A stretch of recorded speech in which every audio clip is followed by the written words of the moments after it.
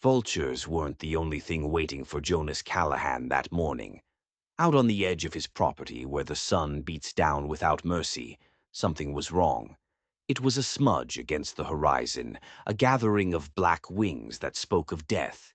Usually it was a steer, maybe a coyote that got careless. It was the way of the land. But this was different. The silence that followed was heavier. Tied to a gnarled cottonwood tree was a young woman, and pinned to her dress a note as simple and as final as a tombstone. She's yours now. No blood, no signs of a fight. Just the choking dust, the indifferent sky, and a chilling question that hung in the air. Why was she left here? And what kind of debt gets paid with a human soul? Imagine you're the one who found her. What's the first thing you do? Do you cut her loose, or do you ride away and pretend you saw nothing? Drop your honest answer in the comments below. If you're drawn to the dark, forgotten corners of history, the stories that get left out of the textbooks, then make sure you hit that subscribe button. This isn't a story about a simple rescue. It's about what happens after. It's about a debt that was never meant for the man who had to pay it. Jonas Callahan was a man made of silence and dust. In 1883, at 48 years old, his face was a roadmap of hard sun and harder losses. The land didn't care about a man's grief, and Jonas had more than his share.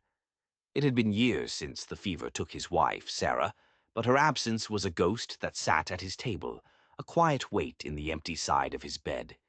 He'd walled himself off from the world, his ranch a fortress of solitude. His life was a loop, a circle drawn in the dirt. Sunrise, coffee, ride the fence line, check the herd, sunset, whiskey, sleep, and then do it all again. It was a life that made sense, predictable, safe, until the day the loop broke. He was riding the northern boundary, the line that separated his land from the territory the tribes used. That's when he saw the vultures, a dark stain in the perfect blue sky. He nudged his horse, Bess, forward, his mind already calculating the loss of a cow. He expected the smell of death. He expected bones and torn hide. He did not expect to find a person. She was bound to the tree with her arms pulled up high, her head slumped forward. She looked like a grim sacrifice left for a forgotten god. He swung down from his horse, his hand going to the worn handle of the knife on his belt. The vultures screeched and scattered, their massive wings beating the air, annoyed at the interruption. The woman was alive. Her eyes, clouded with exhaustion, followed his every move. Her face was a mask of dirt and sweat. The ropes had dug deep into her wrists, leaving the skin raw and swollen. But the strangest part, there was no sign of a struggle. It was as if she'd simply allowed this to happen. She just hung there, her breathing shallow, a picture of pure resignation. Then his eyes caught it. A piece of folded paper pinned to her dress. A note. His fingers, thick and calloused from years of ranch work, fumbled to unpin it. He unfolded the brittle paper. The words were stark, scrawled in a rough hand. She's yours now. No signature, no explanation, just 4 words that shattered the quiet predictability of his world. He stood frozen, the note in one hand, the vast empty landscape pressing in on him. His mind, used to solving problems like broken fences and scarce water, couldn't wrap around this. A woman, left on his land, a human being handed over like a piece of property. It was a complication he didn't want, a storm he wasn't prepared to weather. His first instinct, raw and powerful, was to run, to get back on Bess, ride away, and burn the image from his memory. This wasn't his problem. The world was full of sorrows, and he had already buried his. He had earned his solitude. But then he looked at her eyes. They weren't begging for help. They were just watching, waiting, as if she was waiting for him to confirm the verdict that had already been passed on her life. He saw the bruised wrists. He saw the cracked lips. He looked at the note again. She's yours now? The words weren't a statement. They were a sentence. And suddenly, he knew he couldn't leave her. The thought went against every instinct for self-preservation he had, every wall he'd built around his hollowed-out heart. But he couldn't leave her to the sun and the vultures. It was a line he wouldn't cross. With a sigh that seemed to pull up from the soles of his boots, he knelt. The leather of his chaps groaned in the silence. He pulled out his knife. The blade caught the sun, a sliver of blinding light. He saw her flinch, a tiny, almost imperceptible movement, but she made no sound. He worked carefully, sawing through the thick ropes at her wrists, then the ones that held her to the tree. The moment the last rope fell away, she collapsed. He caught her before she hit the ground. She was lighter than he expected, fragile as a bird. He lifted her onto Bess, then mounted behind her, his arm holding her steady. As they rode back toward his cabin, the sun began to dip below the horizon, painting the sky in colors he hadn't bothered to notice in years. With this silent stranger in front of him, the land itself felt different. It was no longer just his. The cabin was 2 rooms of rough-hewn logs that smelled of dust, old coffee, and loneliness. He eased her off the horse and guided her inside. She moved like an old woman, every muscle screaming in protest. He handed her a tin cup of water. She drank it slowly, her eyes never leaving his face. Silent, observing. He didn't ask her name. He didn't ask who did this to her. He didn't ask why. The note had said all that needed to be said for now. He pointed to the simple cot in the corner and gave her a blanket. She lay down without a word, pulling the scratchy wool up to her chin, her eyes staring at the wooden ceiling. Jonas sat at his small table, the note still crumpled in his fist. The silence in the cabin was a living thing now. It wasn't the peaceful quiet he was used to. This silence was filled with questions. It was heavy with the presence of another person, a mystery that had been dropped at his feet. He looked over at the woman on the cot, this human wreckage delivered to his doorstep. Who was she? What did the note truly mean? And what in God's name was he supposed to do now?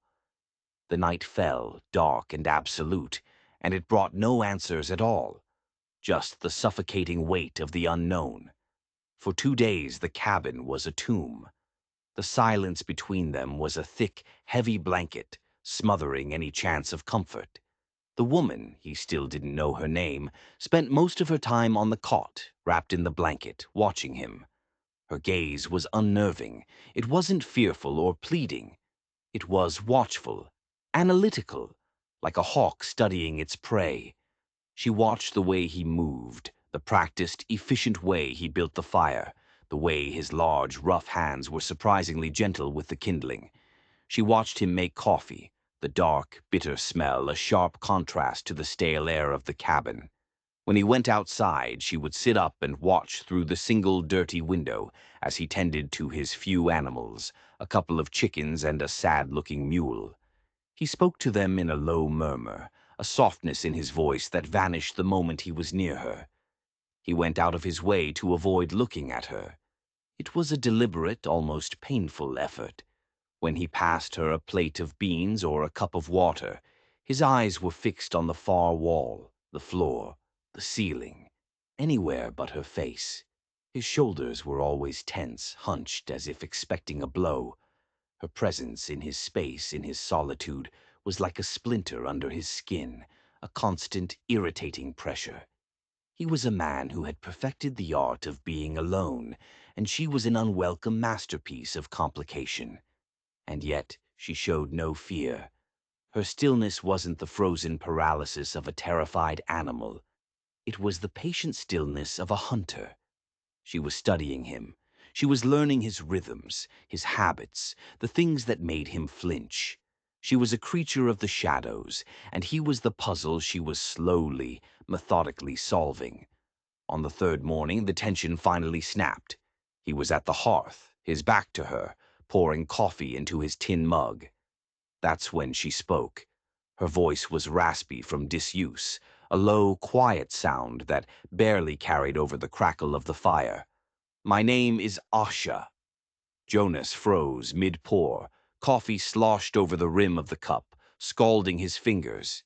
He didn't even notice. He set the pot down with a clatter, his back still to her.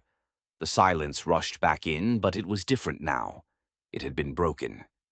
Asha, he repeated, the name a rough rumble in his chest. He finally turned to face her. For the first time since he'd cut her down from that tree, he met her eyes. He saw surprise, wariness, but also a flicker of something else. Curiosity. "How old are you?" he asked, his voice gruff, as if the words were being dragged out of him. 20, she replied. Her gaze didn't waver. He nodded, taking a slow sip of his coffee, the heat a welcome distraction.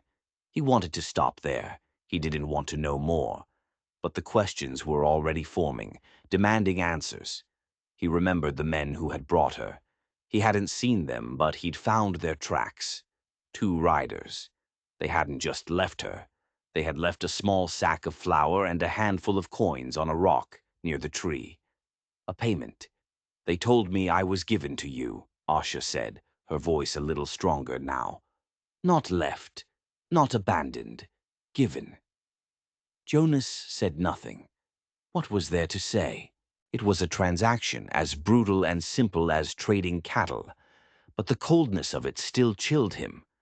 "It was a trade," she continued, her eyes locked on his. "A negotiation." This snagged his attention.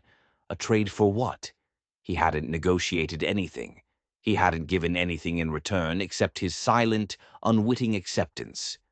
Then she delivered the final, devastating blow. The word was barely a whisper, but it landed in the quiet cabin like a gunshot. A punishment. Jonas put his mug down, his brow furrowed, the deep lines in his face deepening even more. Punishment? For what possible crime could a young woman be sentenced to this? To be handed over to a stranger in the middle of nowhere, her life no longer her own. This wasn't justice. This was something else entirely. Something twisted and dark. "Punishment," he finally said, the word tasting like ash in his mouth. "For what?" Asha looked at him, her face a blank canvas, hiding a world of pain and secrets.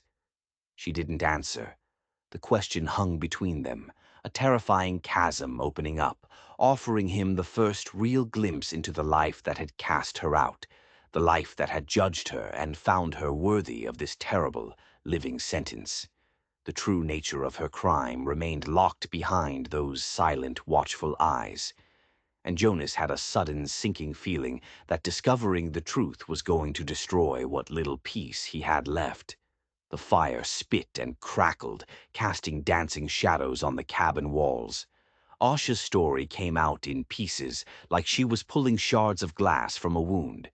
It wasn't just a punishment for leaving her tribe. It was for who she had tried to leave for. "Aaron Callahan," she said. The name landed in the silence, heavy and sour. "Your brother." Jonas didn't move a muscle. His face could have been carved from the stone of the mountains outside. He just stared into the fire, his expression unreadable. She told him everything. How Aaron had arrived at her village talking of peace, of building bridges between their 2 worlds. He was a politician, a man with a silver tongue and a charming smile. But his promises were hollow. While he spoke of treaties, his eyes were measuring their land, their water, their resources. He promised respect while secretly sowing division, turning factions against each other for his own gain. He was a snake, and she, young and desperate for a different life, had fallen for his venomous charm. She had believed his lies, his promises of a world where they could be together. "My people saw it as the ultimate betrayal," she said, her voice shaking slightly for the first time. "To give my heart to a white man was bad enough, but to one who was actively deceiving us, it was a stain on our honor, a crime against our ancestors." A hardline faction within her tribe, hungry for power, had used her as a symbol. They made an example of her. She wasn't to be killed. Death was too easy. She was to become a living monument to shame, a constant reminder of the white man's poison. They decided to give me to the Callahan family, she explained, the words raw and sharp, to force you to look at your own treachery every day. I was to be your burden, your sentence. The cruelty of it was breathtaking, but the story had another twist. Before they could deliver her to Aaron, word reached the tribe. Aaron Callahan was dead, killed, they said, by his own kind in some dispute over land. But the details were murky, deliberately kept from her. With Aaron gone, the plan changed. The sentence remained, but the recipient was new. You were the last Callahan they knew of, Asha said, her eyes finally meeting his. So they brought me to you. The note. She's yours now. It wasn't a gift. It was the delivery of my sentence. To you. She fell silent, bracing herself. She expected rage, disgust, rejection. She expected him to throw her out, to finish the job her tribe had started. She expected the cruelty she had been taught all white men possessed. But Jonas did none of those things. He was terrifyingly calm. He looked from the fire to her, his gaze intense. Aaron, he said, and his voice was flat, empty of any warmth or grief. He was my brother. He paused, the silence stretching, thick with a history she couldn't begin to understand. Then he said the words that changed everything. But he was never my people. It wasn't a shout. It was a quiet statement, but it was more devastating than any explosion. It was a severing, a final, absolute dismissal of the man who shared his blood. In that moment, the tension in the room shifted. It was no longer the electric fear between a captor and a captive. It was something else. It was the quiet, shared understanding of two people who had been betrayed by family, two exiles standing on the ashes of what was supposed to be home. The air didn't clear, but a new path forward began to form in the darkness. A path they would have to walk together. From that night on, things began to change. It wasn't a conscious choice. It was a slow, grudging evolution, born from the simple necessity of sharing a small space in a vast, unforgiving world. Jonas was a practical man, and he needed help. Asha was a woman stripped of everything, and she needed a purpose, a reason to get up when the sun rose. So he started to teach her. He taught her how to ride a horse properly, not just hang on for dear life. His instructions were short, clipped commands. Hands low. Feel the horse, don't fight it. Watch the ground, not the sky. He would correct her posture with a quick, impersonal touch on her shoulder, his hand retreating as if burned. She learned fast. It was a relief to focus on something simple, something physical, to master a skill in this strange new world. In return, she began to teach him. She pointed out the things his eyes, accustomed to cattle and fences, had always missed. The edible roots that grew beneath the sagebrush, the herbs that could be crushed into a paste to soothe a burn, the subtle shift in the wind that meant a storm was coming long before the clouds gathered. She knew the language of the land in a way he never would, a deep, instinctual knowledge passed down through generations. He was skeptical at first, but after her herbs eased the ache in his bad knee, he started to listen. Their conversations were never about the past. They spoke of the tasks at hand, mending the fence, finding a new source of water, fortifying the chicken coop against coyotes. But in the long silences between the words, a fragile understanding began to grow. They were survivors, both cast out by the people who should have protected them, both bearing the scars of families that had become sources of pain instead of safety. A strange, unspoken respect formed between them. They still kept their distance. He slept by the hearth. She stayed on the cot. But the invisible wall between them was starting to crumble, brick by brick. He started leaving a second cup of coffee on the table in the mornings. She started mending the tears in his worn-out shirts without being asked. Small gestures, tiny acknowledgments that they were no longer just two strangers trapped together, but something else, something resembling a team. He found himself watching her when he thought she wasn't looking. He saw a strength in her he hadn't noticed before, a resilience that had been buried under layers of shock and grief. And she, in turn, began to see past his gruff, silent exterior. She saw the deep well of loneliness in his eyes, the pain he tried so hard to hide. One evening, as they sat by the fire, a pack of coyotes began to howl in the distance, their cries echoing across the plains. The sound was lonely, mournful. "They sound like they've lost something," she said quietly. Jonas looked at her, surprised. He'd always thought they sounded hungry, vicious. "Maybe," he grunted, turning back to the fire. But he thought about her words long after the howling stopped. He was beginning to realize they were both like those coyotes, howling in the wilderness, mourning the loss of a pack they could never return to. A few days later, he found a rattlesnake coiled near the woodpile. It struck out, but he was faster, his knife a blur of motion. He brought the dead snake back to the cabin. Asha didn't scream or flinch. She simply looked at it and said, "The skin can be used for trade. The meat is good." That night they ate roasted snake meat by the fire. It was a strange meal for a strange pair. But as they ate, a new thought entered Jonas's mind. This woman, this punishment that had been delivered to his door, was not a burden. She was a survivor, just like him, and he was no longer entirely alone. The realization didn't bring him comfort. It scared him more than any silence ever had. Because for the first time in years, he had something to lose again. The quiet rhythm they had established was shattered by the sky. A storm rolled in from the north, not a gentle rain, but a furious, violent assault. The wind screamed like a tortured animal, and the rain came down in solid sheets, hammering the roof of the cabin with the force of 1,000 fists. The world outside was a swirling nightmare of wind and water. Inside, the cold seeped through the cracks in the logs, a damp chill that went straight to the bone. Asha started shivering. At first it was just a tremor, but soon her whole body was shaking uncontrollably. Jonas piled more blankets on her, but it was no use. The cold wasn't just outside her anymore, it was inside. By nightfall she was burning with a fever. Her skin was hot to the touch, her cheeks flushed a dangerous red.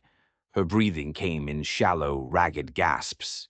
The storm outside raged, a perfect mirror for the tempest that was consuming her from within. Jonas felt a knot of pure panic tighten in his gut. He was a man who knew how to deal with the threats of the land: drought, predators, busted fences. He didn't know how to fight this. He didn't know how to fight death when it came quietly, in the form of a fever. He brought her water, trying to force a few drops between her cracked lips. He soaked a rag in cool water and laid it on her forehead. His movements were clumsy, uncertain. He felt useless, helpless. He knelt by her cot, the flickering lamplight throwing his giant, distorted shadow against the wall. Her hand was lying on top of the blanket, limp and still. He stared at it, his own hand hovering just above hers. He shouldn't. It was a line he hadn't crossed, a boundary of touch that had remained unspoken but absolute between them. But seeing her so small, so vulnerable, so lost in the fever's grip, a powerful protective instinct surged through him, overwhelming his fear and his solitude. Slowly, tentatively, he reached out. He wrapped his large, calloused hand around hers. Her skin was like fire. He held on, his grip gentle but firm, trying to pour some of his own stubborn strength into her. A silent anchor in the storm. She stirred. Her eyelids fluttered, and her eyes, glazed with fever, tried to focus on his face. Her lips moved, and a whisper escaped, so quiet he had to lean in to hear it over the howling wind. "You are not him," she murmured, her voice thick and slurred. I knew that. Before you did. The words hit him like a physical blow. Spoken from the haze of delirium, they were a pure, unfiltered truth. She had seen past his name. She had seen past the ghost of his treacherous brother. She had seen him, and she had decided he was different. The realization settled over him, profound and humbling. He wasn't just the brother of the man who had wronged her. He was Jonas. And in her eyes that meant something. He kept holding her hand, his thumb stroking her skin, a gesture so foreign to him it felt like he was moving someone else's limb. The storm raged all night, but Jonas didn't leave her side. He was no longer just her reluctant guardian. He was her protector. But as the fever raged, she began to murmur other things, fragments of sentences, words that made his blood run cold. Aaron, the map. He lied to everyone. Jonas leaned closer, his heart pounding. What map, Asha? What did he lie about? The gold, she whispered, her eyes wide and unfocused, seeing things only she could see. It's not there. It was never there. But they think it is. They killed him for it, and now they'll come for you. They'll come for the Callahan name. A new, terrifying piece of the puzzle slammed into place. This wasn't just about a tribal punishment. This wasn't just about a family betrayal. Aaron hadn't just been a deceiver. He had been a thief. And he had stolen something from men far more dangerous than a betrayed tribe. Men who believed a Callahan held the key to a fortune. He looked down at the feverish woman in his care. Her sentence hadn't ended when she was tied to that tree. It had just begun. And now he was under sentence with her. The storm broke with the dawn, leaving the world washed clean and dripping. The fever broke with it. Asha woke up weak, her body aching, but her eyes were clear. The delirium was gone, but the memory of it lingered in the air between them. As she slowly regained her strength over the next day, Jonas watched her, his mind racing, turning over the words she'd spoken in the fever. The map, the gold, they'll come for you. He had to know. He couldn't protect her or himself from a shadow. He waited until she was sitting up, sipping a weak broth he'd made. He sat across from her at the small table, his face grim. Asha, he began, his voice low. In the fever, you said some things. About my brother. About a map. She flinched, her eyes dropping to the cup in her hands. The silence stretched. He told me stories, she said finally, not looking at him. He was going to find a lost Spanish gold mine. He said he had a map.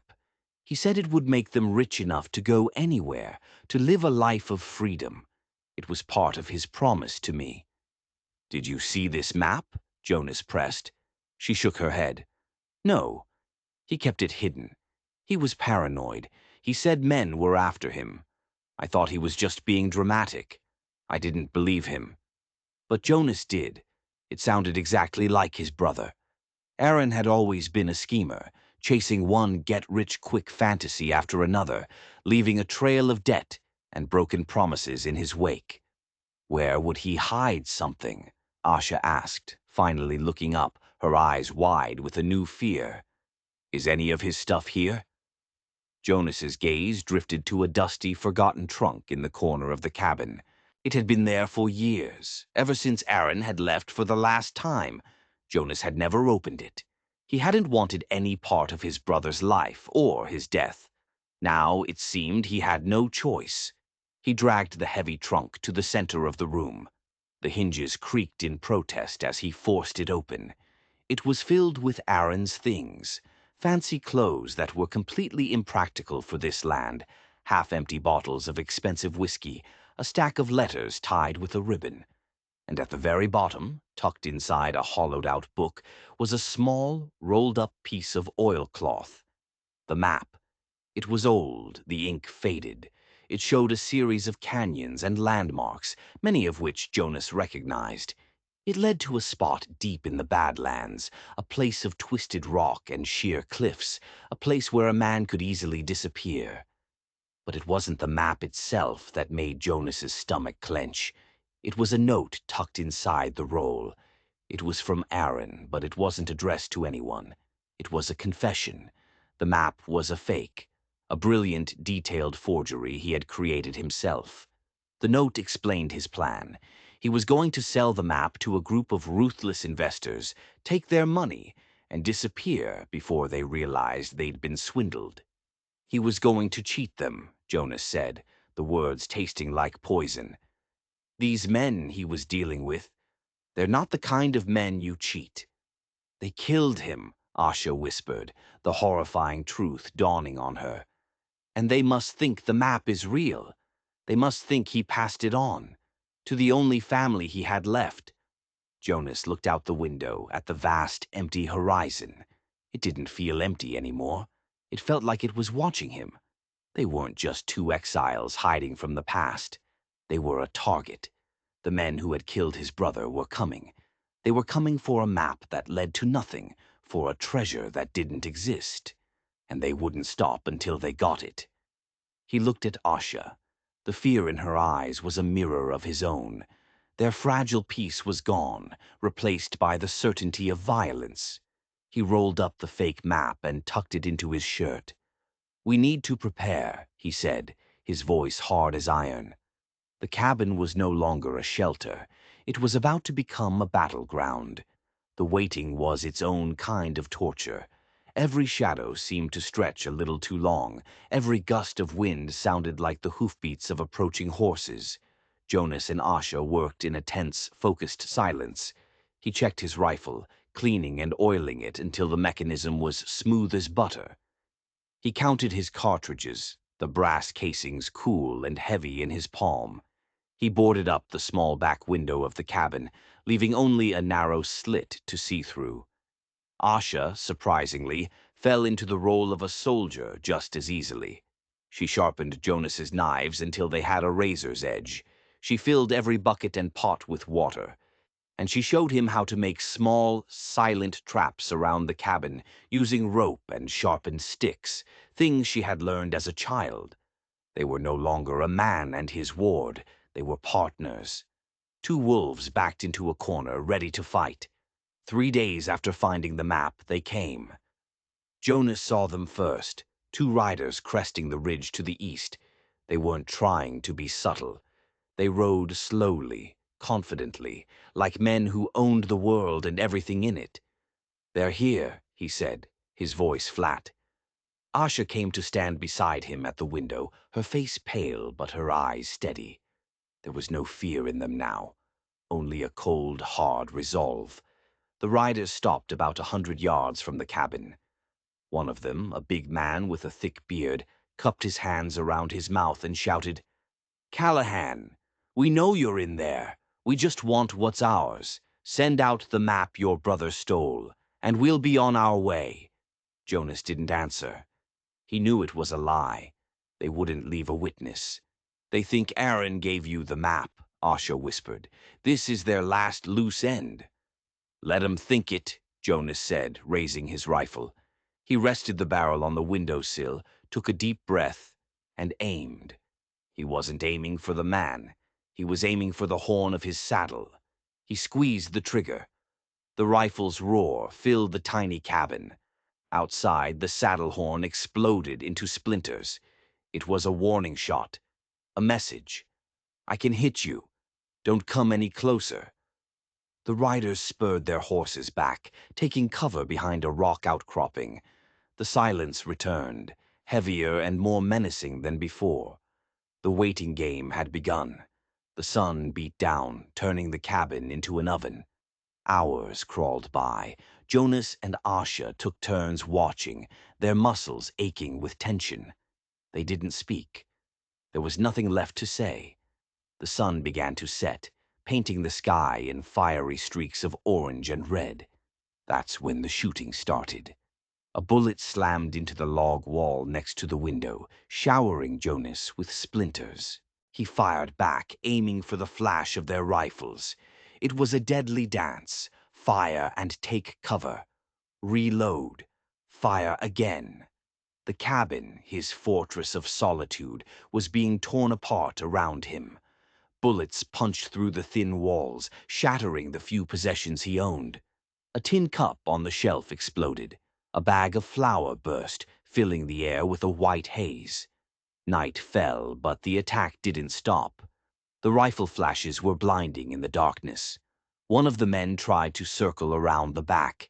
He didn't see the tripwire Asha had set. His cry of pain was cut short as he stumbled into one of the sharpened pits. One down. The other attacker, enraged, became reckless. He charged the cabin on foot, firing wildly. Jonas waited, his heart pounding in his chest. He held his fire until the man was almost at the door. Then he fired once. The man fell and didn't get up.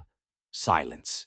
A profound, ringing silence that was louder than the gunfire. Jonas stayed by the window for a long time, his rifle ready, but there were no more shots. It was over. He looked at Asha. She was leaning against the wall, her knuckles white where she gripped her knife. Her face was streaked with grime and sweat, but her eyes were burning with a fierce, triumphant light. They had done it.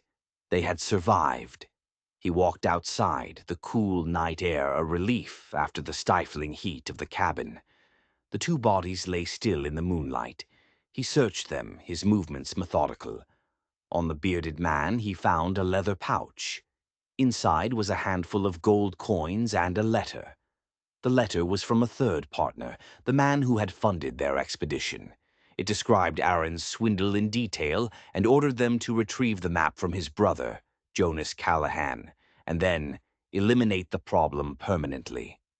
It was proof, a final confirmation of the violent world his brother had dragged him into. He walked back to the cabin.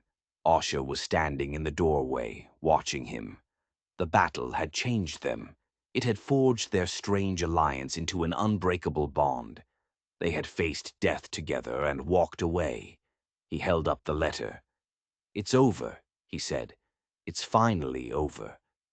But as he looked at her, at the strength and fire in her eyes, he knew that for her something was just beginning. In the quiet aftermath of the battle, a new reality settled in. The immediate threat was gone, buried in two shallow graves behind the cabin.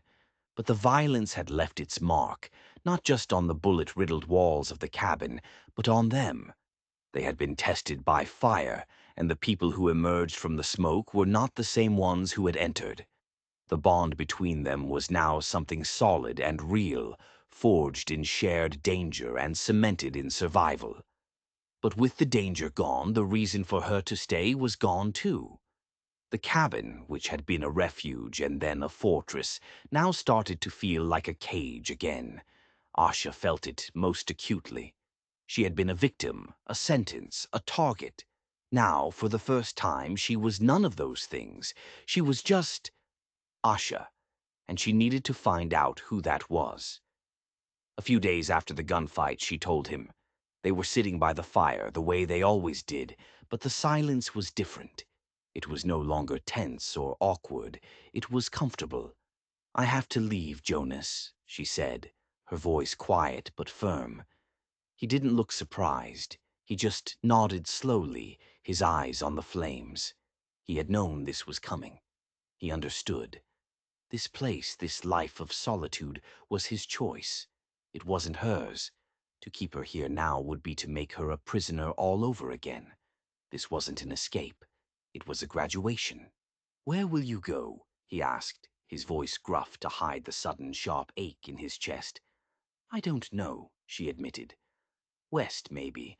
I want to see the ocean. I want to see a world that isn't just brown dirt and blue sky."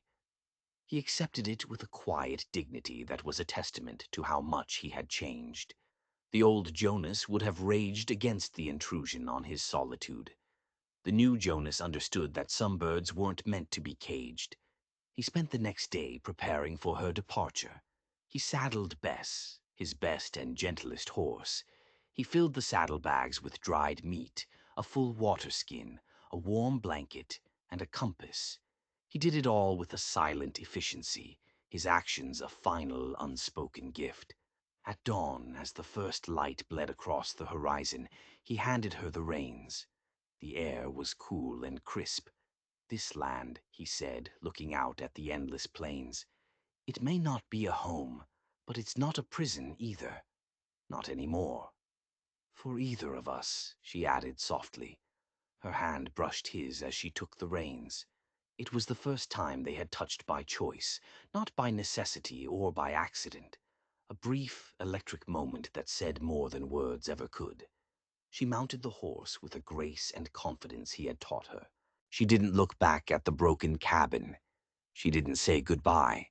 She just looked at him, her eyes conveying a deep, powerful gratitude. Then she turned the horse west and rode away, a solitary figure against the rising sun, riding toward a future she would build for herself. Jonas stood there and watched until she was just a tiny speck, and then nothing at all. He turned and walked back into his silent, empty cabin. The silence should have been a comfort. His old friend had returned. But it wasn't comforting. It was just empty. As he began to clean up the mess from the gunfight, his hand brushed against something on the floor near where she used to sleep.